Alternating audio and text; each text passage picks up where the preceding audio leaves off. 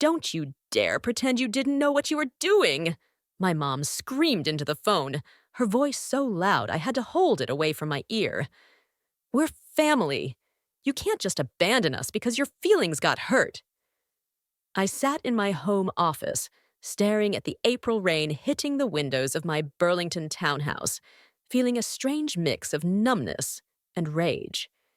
Everything I thought I knew about my family had just crumbled in front of me, all because of a simple text message my brother Kevin had accidentally sent to the family group chat instead of the secret one with our parents. My name is Jordan Wright, and I'm 35 years old.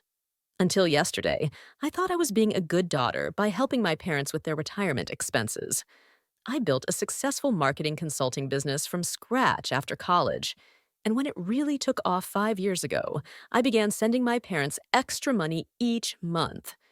They'd always struggled financially, and I wanted to make sure they could enjoy their retirement without worrying about basic expenses. What I didn't know was how they truly saw me. The family ATM. Just sent another $3,000. My brother had texted, followed by my dad's response. LMAO, keep that gravy train running. She's too stupid to realize we're using her. Then my mother added, just bought those golf clubs your father wanted. Jordan would flip if she knew her money was going to those instead of medication.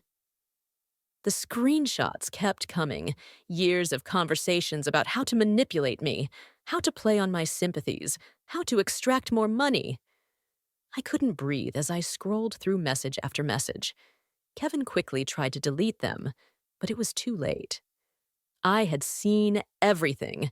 3 years of them laughing at my generosity, planning expensive vacations, while telling me they couldn't afford their medications, upgrading their cars while claiming their heating bill was overwhelming their budget. For the last day, my phone had been blowing up with texts and calls from my family.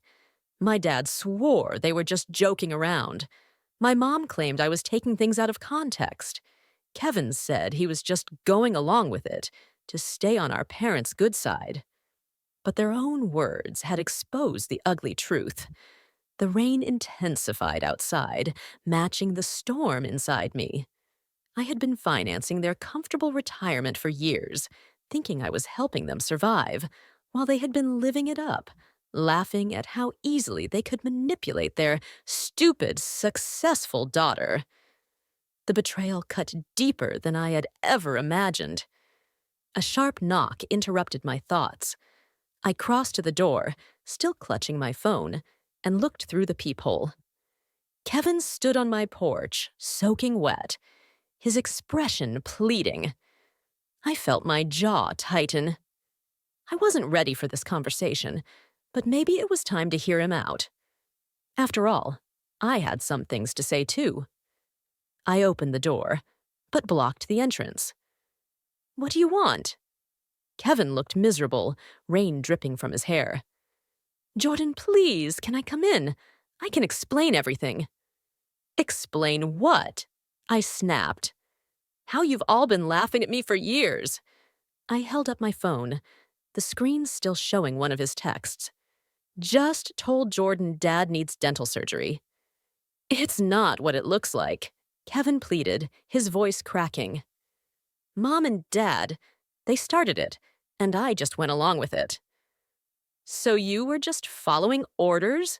Like some kind of financial Nazi? The words came out harsher than I intended, but I couldn't stop myself. I've been sending $3,000 every month, Kevin. That's $36,000 a year for 5 years. Do you know what that adds up to? Kevin looked down. I know it's a lot. $180,000, Kevin. And that doesn't even include the extra for Dad's supposed medical expenses or Mom's broken furnace last winter. I felt sick saying it, remembering how I'd skipped a vacation to send them an extra $5,000 for a furnace that apparently never needed replacing. Look, they took it too far, I know, but they're getting older, and they're 65, not 95. Dad's still golfing every weekend with his fancy new clubs that I paid for while thinking he needed medication. I was shouting now, not caring if the neighbors heard. Please, Jordan, they're freaking out. Dad's worried about his heart medication. I laughed bitterly. The medication that doesn't exist? Or the real medicine he actually needs, that I've been paying for while you all blow the money on luxury items? Kevin's face crumpled. I messed up. I know that. But they really do need your help now. All those extras, they've gotten used to the lifestyle they can't afford. They can't pay their mortgage without you. The mortgage on the lakeside condo they bought last year, while telling me they were struggling to pay rent on their modest apartment. A strange calm settled over me. I think you should leave. Jordan, please, he started.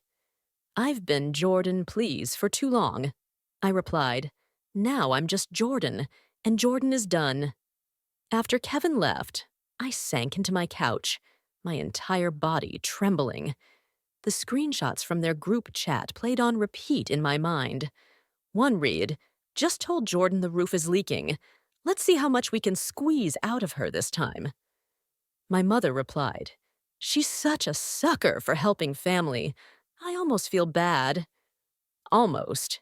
Then Kevin added, "Maybe we should start a betting pool on how quickly she sends the money." I'd been nothing but an ATM to them, a resource to be drained, a joke. I pulled out my laptop and logged into my banking portal. Every month for the past 5 years, there it was. $3,000 transferred to their joint account. Plus, all the emergencies. Another $40,000 over the years for dental work that never happened. Car repairs for problems that didn't exist. Medical bills for treatments they never received. And what had I sacrificed? I'd delayed buying my own home for 2 years to help them with their supposed mortgage troubles. I worked 60-hour weeks to afford both my life and theirs. I skipped vacations, bought secondhand furniture, and cut corners on my own life to make sure they were comfortable. For what? So they could laugh at me? So they could buy golf clubs and take cruises while I worried if they were eating properly? I opened another tab and logged into the investment account I had set up for them 3 years ago. My secret plan to surprise them with a supplemental retirement fund when they turned 70. I had been contributing $1,000 monthly, and the balance showed just over $42,000. My finger hovered over the close account button. Not yet. I needed a clear head for this. I called my best friend, Megan, who was also my attorney. "They did what?" She practically screamed when I explained the situation. "I know," I said, my voice hollow. "I've been an idiot." "No, Jordan," she said firmly. "You've been kind. They're the ones who should be ashamed." Her voice softened. "What do you want to do?" "I don't know," I admitted. Part of me wants to cut them off completely, but another part wants to confront them and hear them try to explain themselves. Before you do anything, we need to review what you've set up for them legally. Are they on any of your accounts? Insurance policies? The retirement supplement you mentioned? I felt a chill. I hadn't even thought about all the ways we were financially entangled beyond the monthly transfers and the investment account. I had added them to my premium health insurance policy as dependents 2 years ago. My father's heart medication, which I now questioned the existence of, was covered under my plan. They were also beneficiaries on my life insurance policy. I need to untangle all of this, I realized aloud. "One step at a time," Megan counseled.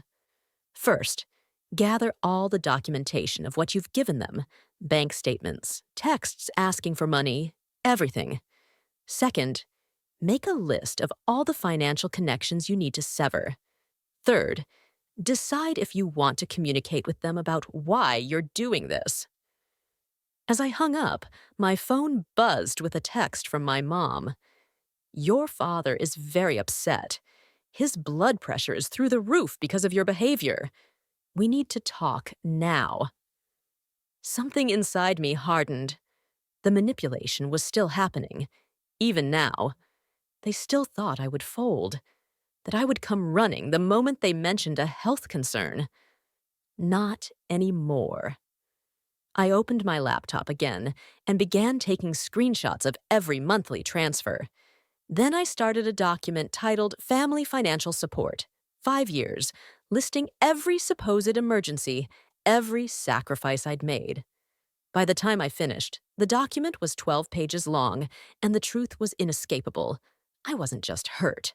I was done. The next morning, I woke up with a clarity I hadn't felt in years. My path forward was suddenly crystal clear. Before doubt could creep in, I called into work and told my assistant I needed a personal day. "This will require my full attention," I said as I answered my phone 20 minutes later. Jordan Wright speaking. "Miss Wright, this is Samuel from Vermont Community Bank. I'm returning your call about closing an investment account." "Yes, thank you for getting back to me so quickly," I replied, taking a deep breath. "I need to close the supplemental retirement account I set up for Robert and Patricia Wright." "I see. May I ask if there's a problem with the account?" "No problem with the account," I said. "Just a problem with the intended recipients." After confirming my identity and authority over the account, Samuel walked me through the process. Since I was the sole controller of the account, it had been set up as a gift, so I could close it without my parents' knowledge or consent. The $2,680 would be transferred back to my primary account within 3 business days. "Is there anything else I can help you with today, Miss Wright?" Samuel asked. "Actually, yes. I'd like to cancel all recurring transfers to the joint account belonging to Robert and Patricia Wright. They're currently set at $3,000 monthly, correct?" "Correct," he confirmed. "I'd like that stopped immediately." Step 1 complete. Next, I called my health insurance provider. This one was trickier. Mid-year changes to dependents required a qualifying life event, and discovering your parents had been scamming you wasn't on the list. But after explaining my situation to a sympathetic representative named Miguel, he found a solution. Since they have their own residence, and you no longer provide more than 50% of their financial support, we can process this as a change in dependent status, he explained. They'll receive notification that they've been removed from your policy, effective at the end of the month, which gives them 30 days to find alternative coverage. "That's perfect," I said. "Thank you for understanding. Family situations can be complicated." Miguel's voice softened. "Been there myself." Step 2 complete. The life insurance policy was the easiest change. A simple online form removed my parents as beneficiaries and replaced them with a local children's charity. By noon, I had systematically dismantled every financial connection to my family, except one, my brother Kevin's student loan, which I'd been paying for the past 3 years. He still had 2 years of payments left at $580 monthly. That one gave me pause. Kevin had participated in the deception, but he'd also seemed genuinely remorseful. Had he been pressured by our parents? Or was he just sorry he got caught? My phone pinged with a text from Kevin. "Mom and Dad are freaking out. Dad says his prescription refill was denied at the pharmacy. What did you do?" That answered that question. Not a word of apology or understanding, just more pressure to restore the flow of money. I replied, "Their consequences are not my problem anymore." Kevin immediately called. I sent it to voicemail. Instead, I opened my email and composed a formal letter to my parents, attaching the 12-page document I'd created the night before. I titled it simply, "Financial Support Provided 2018 to 2023. The email read, "Robert and Patricia, Attached is a comprehensive accounting of the financial support I have provided over the past 5 years, totaling $221,800. Effective May 31st, your health insurance coverage has been terminated and the retirement account has been closed. Your duplicity has been documented with screenshots of your own messages, revealing how you have systematically manipulated and deceived me while mocking my generosity. Do not contact me again, unless it is to repay what you have taken under false pretenses. Jordan Wright. I read it over twice, attached the document, and hit send. Step 3, complete. Then I blocked their numbers on my phone, removed them from my social media, and sat back in my chair, exhausted but relieved. For the first time in years, my money was truly my own. I managed 3 days of blessed silence before they found a way around my blocks. The doorbell rang at 8:30 p.m. While I was reviewing client proposals, I saw my parents and Kevin standing on my porch through the peephole, their faces a mixture of anger and panic. I didn't open the door. Instead, I called Megan. "They're at my house," I whispered, as if they might hear me through the walls. "Do not let them in," she said firmly. "If they don't leave, call the police for trespassing." "That feels extreme," I said. "Trust me, Jordan. Once they're inside, it'll be much harder to get them out, physically and emotionally." The doorbell rang again, followed by pounding. "Jordan!" my father shouted. "We know you're in there. You can't just cut us off without talking to us." I sent a text to Kevin. "I have nothing to say. Please leave or I'll call the police." Through the peephole, I saw Kevin check his phone, show it to my parents, and then have what looked like a heated discussion. My mother appeared to be crying, while my father's face had turned an alarming shade of red. Eventually, they left, but not before my father shouted, "You're going to regret this, Jordan. We're family. You can't just abandon us." The irony of him using the word abandon wasn't lost on me. They had abandoned any pretense of loving me years ago, seeing me only as a resource to exploit. The next morning, the emails started.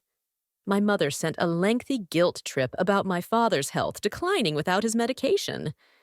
My father sent a terse message demanding that I stop this childish behavior immediately. Kevin pleaded that our parents couldn't afford their mortgage payment without my help. I forwarded each one to Megan without responding. 3 days later, I received a certified letter from my parents. Inside was a handwritten note from my mother. "Jordan, we don't understand why you're punishing us like this. Yes, we made some jokes in poor taste, but that's what families do. Your father's heart medication is $450 per month without insurance. Our mortgage is due next week, and we can't cover it without your help. We might lose our condo. Is that what you want for your elderly parents, to be homeless? Please stop this cruelty and talk to us." I almost laughed at the elderly comment. They were both 65 and in good health. My father's golf game had never been better. According to the country club photos Kevin had accidentally included in one of those fateful screenshots.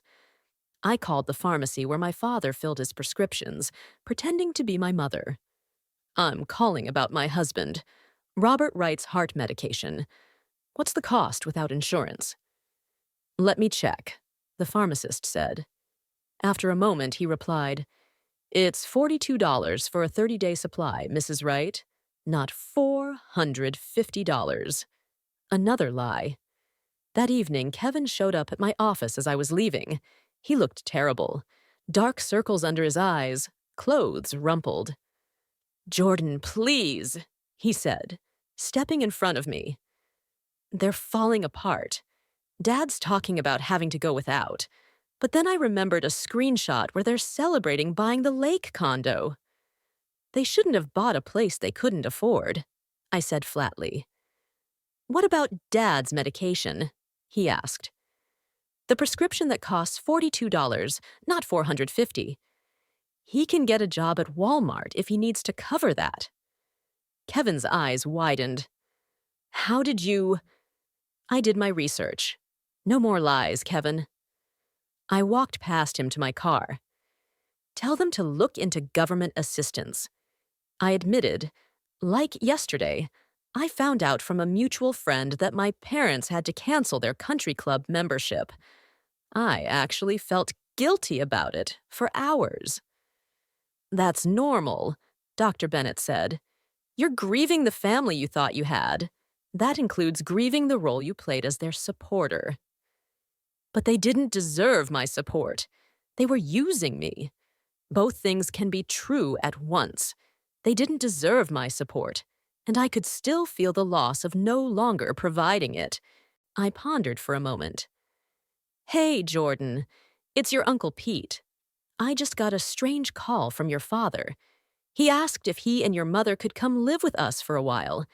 He said you'd cut them off financially, and now they're about to lose their home. Is that true? I sighed. It's complicated, Uncle Pete. He replied dryly, I figured. Your dad's always had a talent for selective storytelling. Want to tell me your side? So I did, explaining everything, from the screenshots to the lies about medical expenses. When I finished, there was a long silence. I suggested they downsize and live within their means, I added. He hung up on me. After the call ended, I felt strangely validated. I wasn't crazy for cutting them off. I wasn't a horrible daughter. I was just the latest target of their manipulation, and I'd finally wised up. That evening, I received a text from Kevin, this time from a new number. Mom and Dad are moving into my spare room next week. They're selling the condo. Dad's furious about it. I can't believe this is happening. I didn't respond. 3 days later, I received another message. Subject line, message from your parents. Apparently, they'd enlisted a family friend to reach out since I'd blocked them everywhere. The message detailed how they'd been forced to sell most of their furniture, how my father's health was deteriorating from the stress, and how they had to apply for food stamps. A humiliating move for my proud father. The email concluded with a plea. They just want a chance to talk to you, to explain and apologize. I considered it for about 5 seconds before I hit delete. A week later, I went to meet them in person, though I had no intention of letting them manipulate me again. Their clothes were worn, the gray roots in their hair revealed by the growth, and they were wearing outfits that looked cheaper than usual.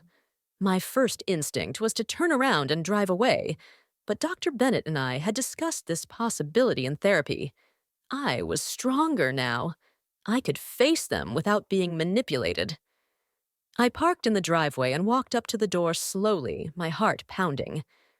What are you doing here? My mother's voice cracked. Please, we just want to talk. We've learned our lesson. My father added, call any more. My medication costs have been terrible without your insurance. I listened as they listed everything they had lost, waiting for an actual apology. But it never came. There was no, we're sorry we hurt you, or we were wrong to mock you, just a list of their hardships, and implied blame that I was responsible for causing them. Is that it? I asked when they finally fell silent. We want to make things right, my mother said. We've really suffered, Jordan. We're sorry, my father protested, but it sounded more like regret for getting caught rather than for what they'd actually done. I took a deep breath. In the past 6 months, I've thought a lot about what a healthy family looks like. It's not this. It's not treating your child like an ATM and mocking her behind her back. My mother's face hardened. So, you're just going to keep punishing us over a few jokes? This isn't punishment, I replied, my voice calm but firm. This is me protecting myself from people who've shown they don't have my best interests at heart. We're your parents, my father said. Done for you? What exactly have you done for me, Dad? I shot back. Besides, take and take and take. He had no answer. As they walked out the door, my mother turned back. "You'll regret this, Jordan. Family is all you have in the end." I shook my head. "No, Mom. Family is supposed to be the people who love you unconditionally. I've built that family with my friends. What you offered was just a transaction." I closed the door and leaned against it, listening to their footsteps retreat down the path.